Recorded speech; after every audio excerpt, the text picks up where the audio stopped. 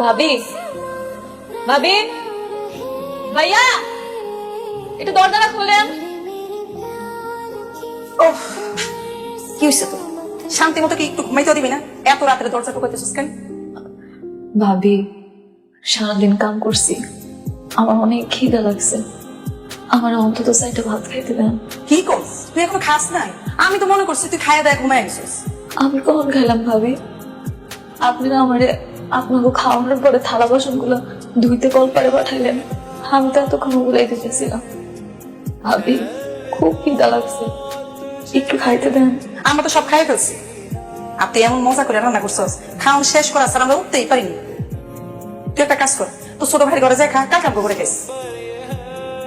ভাবি, ছোট ভাইয়ের এখানে গেছিলাম খাইতে, ছোট ভাবি কইস ওনারা সব খাইয়া ফেলাইছে অনেক আগে, ওনার কাছে কিচ্ছু নাই। আপনি অন্তত আমার চেতে রাখতে দেন, ওর অনেক খিদা লাগছে।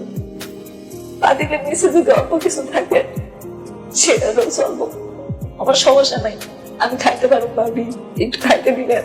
আরে বাবা, কইলাম তো পাতিলে কিচ্ছু নাই, থাকলে তো তোকে দিতাম। এক কাজ কর, পাকের ঘরে যা, যায় দেখ মুড়ি টুড়ি কিছু আছে কিনা, যদি না থাকে তাহলে পানি খাই ঘুমায় থাকে, কালকে সকালে আসি। ডাকিস না, তোর ভাই ঘুমাইতেছে।